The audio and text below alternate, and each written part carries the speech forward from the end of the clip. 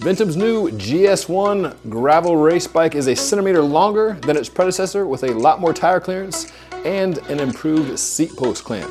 What remains the same is the general frame shape and the flip chip at the front fork, which changes the effective fork rake and thereby the handling. I've been riding this bike for a few weeks, and in this video I'll tell you about what it feels like to ride and how it compares to other bikes in the category.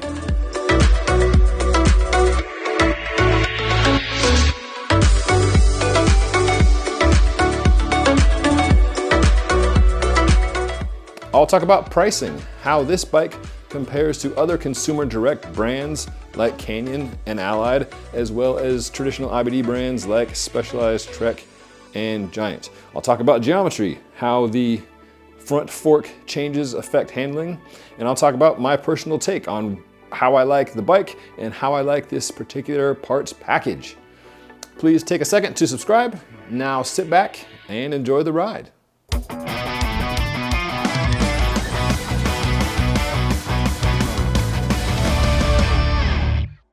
Complete bikes start at $4,000 for a SRAM Rival Explorer build and go on up to $7,200 for a red Explorer build. This particular bike is set up with Shimano GRX Di2 with a 2x, which I love. It starts at $5,900 and is $8,000 as built with these NV SES 3.4 wheels.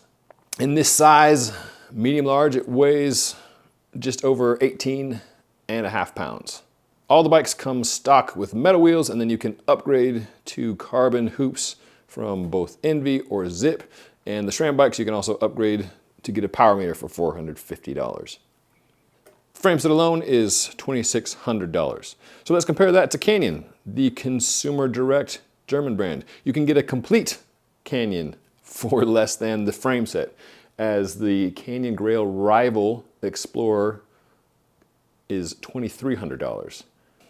Unlike Canyon, with Ventum you can specify the stem length, bar width, crank length. With Canyon you can get different parts then come in the box, but you're gonna have to pay extra and then pay a shop or do it yourself to swap those out.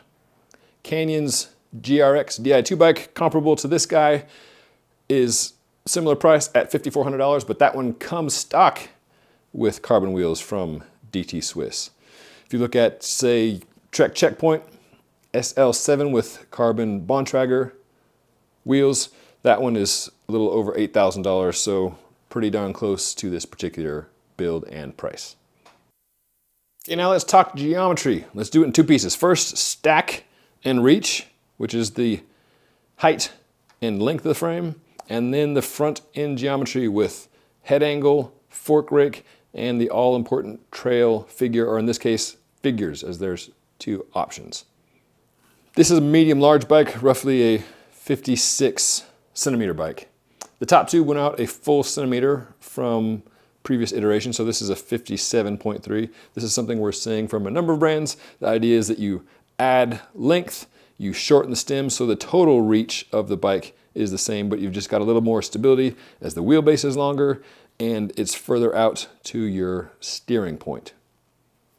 No arguments for me on that front. For the stack of the frame, which is measured from center of the bottom bracket to the top of the frame, that is a relatively racy 57 centimeters in this medium large frame.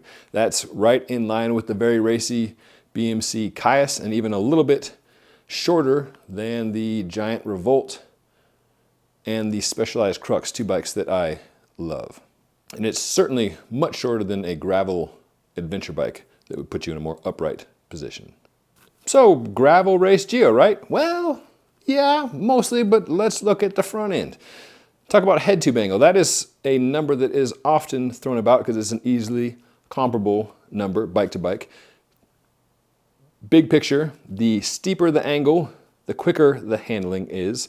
The slacker the angle, the more stable the bike is. A road race bike like the Specialized Tarmac, for instance, 73.5 head tube angle, pretty steep. An enduro DH bike like the Forbidden Dreadnought has a 63.5 super slacked out head angle. Gravel bikes are typically in like the 70 to 72 range, with the gravel race bikes being more on the 72 degree end. So that's just ballpark for the head tube angle, which is a critical number, but not all the critical numbers in the package here. But the head tube angle is just part of the equation, and then you've got fork rake. Here you've got two options with the flip chip. With the head angle and fork rake, that gives you the all-important trail number. You get trail by measuring an imaginary straight line down from the head tube all the way to the ground, and then a line straight down from the hub. And the distance between those 2 points is your trail. Perhaps somewhat counterintuitively, the further out your hub goes, the less trail you have. So more rake equals less trail. Conversely, less rake equals more trail. More trail means more stability and slower handling. Less trail means quicker handling. A downhill bike like that Forbidden rig has a lot of trail, very stable, and a floppy front end when you're going slow. So here, the Ventum has this flip chip to offer 2 fork offset options and thus 2 trail options. The offsets of 45 and 50 mean a 77 and a 72 millimeter trail figures respectively, giving you one slack option and another middle ground option. For context, that BMC Caius race bike has a trail figure of 68, and the Giant Revolt is 65. So you can compare that 77 slacker trail figure to something like an adventure gravel bike from the BMC URS lineup. The Argonaut GR3, which is quite a similar bike in terms of long and low race geo here, and then a slacker front angle, has trail figure of 74.4. So you have this unique mix of long and low geo with fork trail that can either be middle of the road or a bit slacked out. So is stable a good thing? Is more trail a good thing? Well, like so many things with bikes, it depends on who you ask and ultimately like what your preferences are. I mentioned the comparison to the Argonaut GR3. Ben Farver's take on that bike is he wants to have long and low aero body position geometry for the bike so it feels like a road bike, but then stable front end handling so when you're coming down hills quickly, it doesn't feel like a sketchy thing.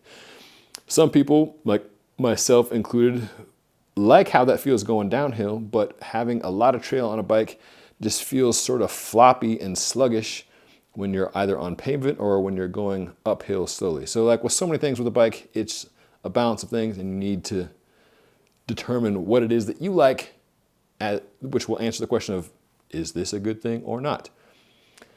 One thing that I think is a good thing is the option to taste test 2 trail figures. So I've probably ridden 40 gravel bikes at this point and dozens, if not hundreds of road bikes. So I've got a good sense of how different trail figures feel. Most of you probably buy a bike and ride it for years, as you should. And that bike just has one trail figure. So being able to have one bike where you can change the fork rake and therefore the trail and feel 2 different things is kind of a cool thing. Swapping the thing out is relatively straightforward. Take the wheel out, and then there is a bolt on either side to remove the flip chip. And as the name suggests, you just flip the chip around, bolt it back in, and then you also need to adjust your brake caliper to make up for that difference in where the hub is now sitting. Now, Ventum certainly isn't the only brand to have a flip chip.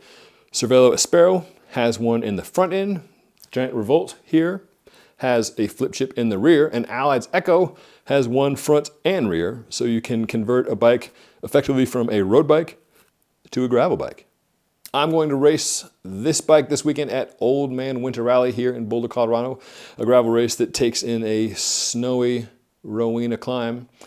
I've been going back and forth on which fork rake to use. I'll probably leave it more slacked out here, and then I'll report back next week on how this bike and its rider go. Another key feature of this bike, as I mentioned, more tire clearance. This takes up to a 48 mil tire now. Always a good thing. Cervelo's Aspero, by contrast, tops out at a 42 millimeter tire. Now let's talk build. The parts that go into all the bikes and the particular parts on this bike. Starting with the BB, the T47 is something that I'm a fan of. Threads, people, in my book, a positive thing as opposed to a press fit, which may work or it may get wobbly and squeaky and destroy things. So having a T47 bottom bracket in my book, thumbs up, Ventum. Up front, you've got this quasi-integrated system. By quasi, I mean the brake lines and Di2 wires run externally of the stem and then drop down into the frame at the headset.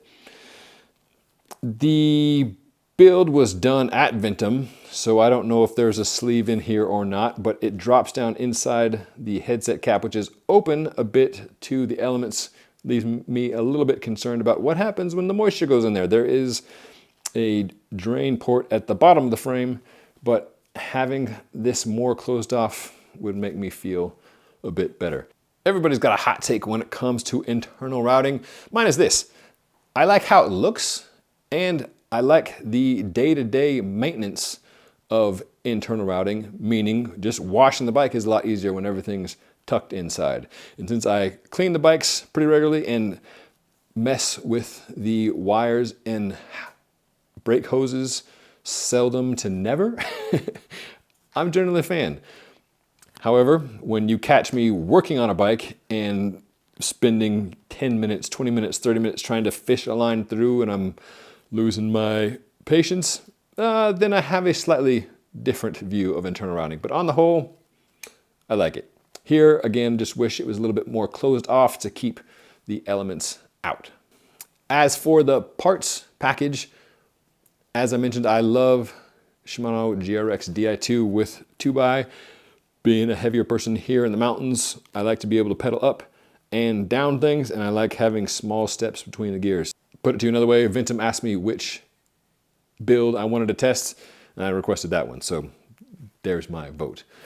Saddle Physique's Argo is showing up on a lot of gravel bikes.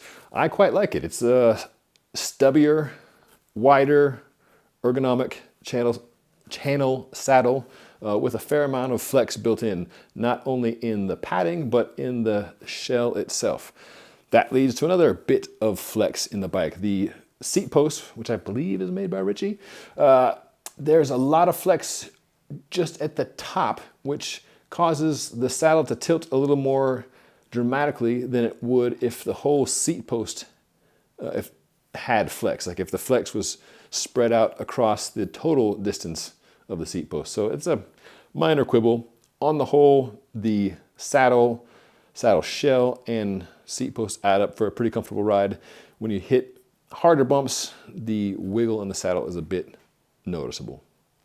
Envy parts, the hoops and the cockpit. I'm a fan of Envy products in general, and in particular the SES 3.4 wheels. They've got a fat 25 mil internal width that plump up these 42 mil tires just a bit. I like the depth. They get some aero benefit without really any downside in terms of weight or instability in crosswinds. Yes, you will pay a price dollar-wise for them, but otherwise, I'm a big fan. Cockpit, it's a little tricky. I like the SES bar, all-road bar, in that it's a nice shape like a lot of Envy bars. There's a flare to it, so you're narrower at the hoods. Here I asked for 42s, and they come out 5 mil down to the drops, but they're not overly sculpted. And then you've got a flat aero top. My one quibble with these guys is that you're left with very little space by the stem to mount a computer mount or GoPro mount or whatever it may be. So on this bike, I popped on Silka's 3D printed mount, which bolts to the stem, and you've got one angle, which is kind of upright. So small thing, but if you're paying thousands of dollars for a bike, just something to take into consideration. Another small but critical piece, the seat post clamp. The last iteration of the GS1, had a similar seat post and overall aesthetic from the side, but there was a little insert on the top that didn't quite sit flush and didn't look quite as polished as this. So aesthetically, this is better. What I love about this for this type of internal clamp is that there are 2 bolts in here. Oh, big deal, 2 bolts. Why do we care? Well, because 1 bolt just holds the whole operation from dropping down inside the seat tube. If you've got a bike that has this type of thing and you've taken the seat post out for travel or maintenance or whatever, and the clamp has dropped down inside, you know that's a pain. So minor thing, but a nice touch in my book, having 1 bolt to keep the clamp in place when you're adjusting, and then the 2nd bolt to hold it in place. Again, I'm a heavier rider and I've had no issues with the thing sliding down even under pretty rough riding. This video is supported by Stages, which makes its power meters here and installs them by hand in Boulder, Colorado. You can get left cranks, you can get right cranks, and you can get dual-sided power meters. You can also send in your own Shimano crank and have the Stages folks do a factory install and have you up and riding with power in a couple of weeks. If you like, you can save 20% on a Stages power meter using the code THERIDE at stagescycling.com. For rubber, we've got the IRC Double Cross in a 42. It's a tire I ran Belgian Waffle Ride Utah and appreciated it out there. It's a little chunkier than I normally run. My go-to has been the Schwalbe G1 RS for a few months, but for the ice and muck and snow this weekend, I think this bitey tire should do me well. Last but not least, what is it like to ride? I've put a few hundred miles on this guy in the last few weeks. It has been cold here in Colorado with a lot of snow sticking quite stubbornly to the trails where conditions are icy and muddy on the few days when the sun comes out. So I've kept this thing mostly on the roads, both paved and dirt. I love the geometry in terms of stack and reach. As I mentioned, my preference is a more road-like setup, and here I can get my position as I like. I've messed with the flip chip back and forth a couple times. I like the less trail version, but riding on the ice, having more trail has not been a bad thing. I'm curious to see how this thing fares in Old Man Winter this weekend. I also like the flex in the rear. For my money, gravel suspension should just be flex. Mostly in the tires, some give there, but then also in a carbon post. So having a carbon post with flex and again the shell with flex, to me that is what gravel suspension should be. What I'd like to see from a consumer direct brand is a better price, especially in 2023 when the bike industry at large is struggling with over inventory. I suspect we will see a lot of bikes on sale this year. Having a consumer direct bike that's inline pricing with a traditional bike makes it a slightly harder sell. I'm not saying this is a bad deal. I'm just saying, just like you, the better deal you can get, the happier I am. So thanks for watching. Please check back next week for a video on this bike at Old Man Winter. Later this spring, I'll be doing more gravel bike videos, of course, including one on my favorite bikes that I've tested thus far out of the 3 or 4 dozen. In the meantime, have fun out there and enjoy the ride.